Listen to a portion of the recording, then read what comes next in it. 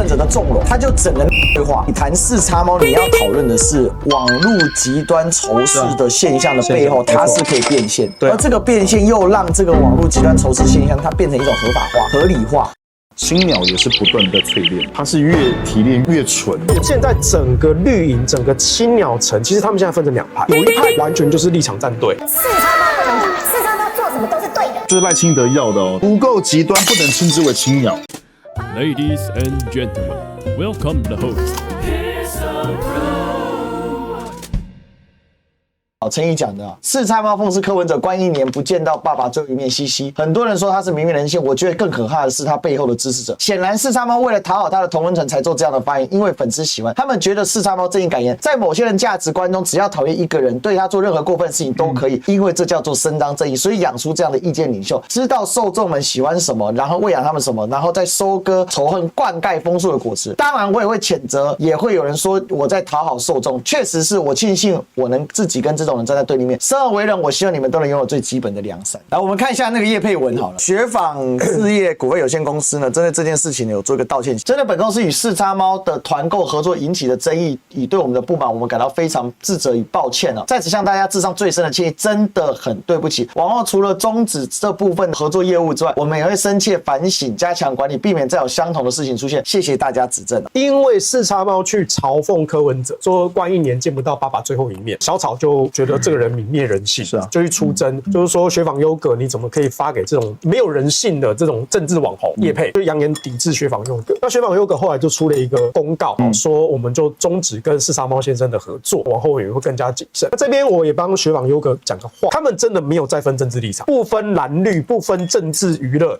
有流量他就发，只是说今天四叉猫讲的特别没有人性的话，引起众怒，所以才导致了雪纺优格厂商做了切割。做了切割之后呢，四叉猫本人对这件事情的回应倒是挺坦然的，就是说反正我不靠团购业配啊，对不对？我可以写书，我可以抖内，对不对？因为我说这个人就是一个社会边缘人，他就是抖内多少钱哦，那能够活下去他就很好了。这四叉猫在粉专上就发文说，几家厂商发表声明终止业配。他说：“哎呀，我觉得每家厂商都有自己的考量，大家也不要太为难他们。大不了我将来不做业配啦，反正业配利润也不是主要收入。近3年来，佛系加减卖业配、购买连结、爱贴不贴的，3年加起来大概抽成就4万多块吧。所以总经今天写留言下方他就不贴业配文了，全部附上抖内连结，看小草怎么抵制。接着他就得意的说，本来他觉得无所谓，但是毕竟业配文对他来可有可无，写书卖书都比较好赚。但打开抖内收入后台，差点把他逼哭。下午竟然涌入海量抖内跟叫我加油，你们赢了！我这么没血没泪，逼到眼睛进沙，今天累计抖内金额高达11万。他是把流量直接转换成实体的。是啊，我觉得四叉猫的现象，当然我们回过头来看，过去的蔡英文民进党政府耗的是瓜题的那一口，那现在赖清德耗这一口，耗这一口的话，他能这样子吃多久？我觉得四叉猫很聪明，他绝对知道他是炒短线，他要在最短的时间内累积到最多的财富。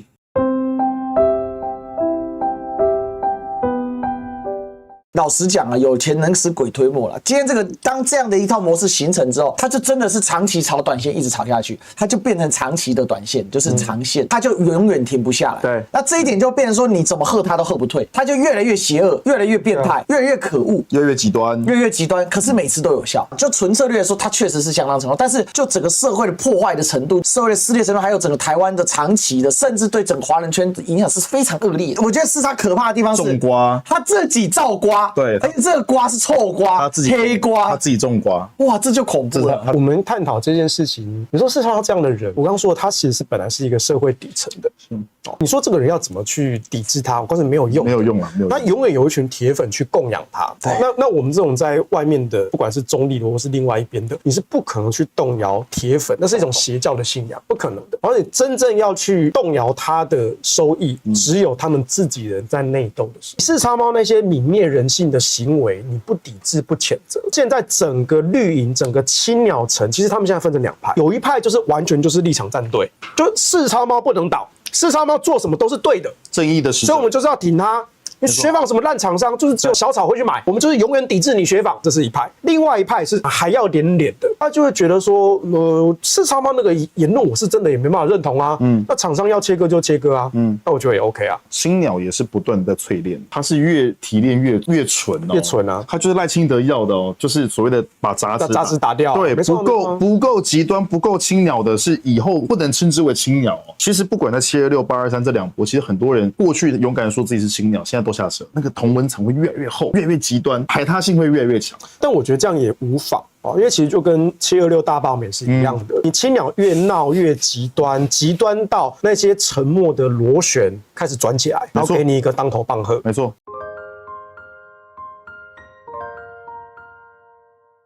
以我一个做网络深度工作的人，我告诉大家，四叉猫会是一个极长期现象，只要它没有生老病痛，或者一些真的是内斗，或者是极为特殊的状况，否则的话，它维持它现在这个 style， 它可以继续配假配名一直下去。你谈四叉猫，你要讨论的是网络极端仇视的现象的背后，它是可以变现，而这个变现又让这个网络极端仇视现象它变成一种合法化、合理化，然后再加上执政者的纵容，它就整个。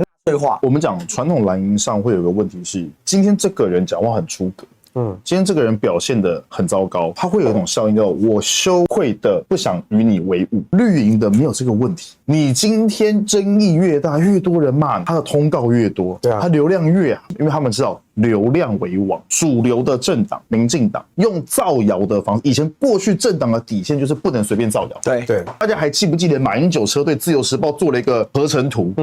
有很多民进党人是不上车的哦，现在都用造谣抹黑的方式。主流政党这样，除了主流政党以外，所豢养出来的这一些我们称之为这个绿营的网红也好啦，侧翼也好，全部的方法，他们已经不是用造谣，他们就是用煽动仇恨、收割仇恨，再发动下一次的仇恨，再收割，它就是无限的永动机。然后其实仇恨它就是个永动机，可以无限的收割，无限的去滋养下一次。所以我要讲的是，我们这一代人能做什么，或者在网络上的各位能做什么。平常讲，我是相对悲观的，你什么都做不了，你就是等。这是第一个。第二个，选择你想听的。对于这样的言论，你唯一能做的就是我不要变成他，我不要帮忙扩散他的言论。至于有多少人拥戴他、拥护他，没办法，这不是我们能控制。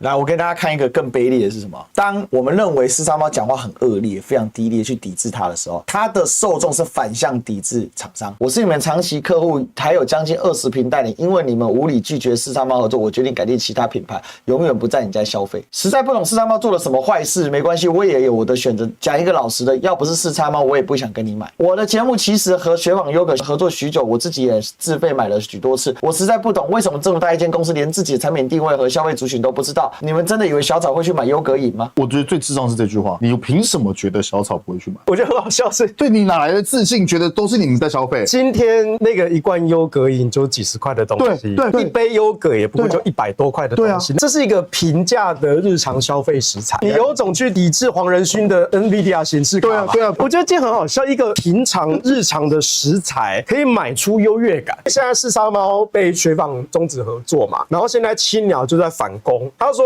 诚意是形象有争议的。我相信就是现在应该有一堆青鸟在向雪纺优格要求退货检举，要抵制黄世修，抵制诚意，有可能。OK 啊，那我的回答也是，我也没差。这点我跟四叉猫是一样的，我们的主要收入来源跟业配没有关系，业配了不起就是几千块、几万块的东西。我刚刚说了，雪纺的策略是广发 KOL， 没有分政治跟娱乐，也没有分颜色。好，但是当然，当初他们的业务决定这个广发的策略，那当然就必须要承受相对的风险嘛。那今天只是引爆出来，因为四叉猫讲了特别的话，所以被出征、被抵制。对，那现在青鸟反过来说，陈沂很有争议啊，你们找陈沂代言，所以我要抵制你；黄世修很有争议啊，你们找黄世修合作团购，我要抵制你。一定有，我相信一定是接到一大堆说，因为有黄世修，所以我绝对不要再买雪纺。我相信青鸟一定在发作啊，我知知道我的形象在某一些人眼中是有争议的。对。当然这个争议来自于这一些人本身有特定立场。但是这一些人同样，他们确实是消费者。他们确实，如果他们这是青鸟的话，他们是会发狂式的去抵制厂商。我们的立场都是，我们跟厂商是互相帮忙，提供服务跟产品给大家。我们不要造成消费者的麻烦，不要造成厂商的麻烦。我觉得我们在出社会做人做事是这样子的。学长优哥，你们如果说什么公关有看到我们这边讲这个，不用担心啦，这个新闻这个周末结束之后就结束了。青鸟现象它必然会创收利益，因为它就是个人群，人群就会带动消费，就会带动流量，流量就会变现。四叉猫是这个里面的佼佼者，这倒是。这个里面它所创收的一个核心，其实就是不断的让这群人爽，情绪价值是创收的一个核心动力。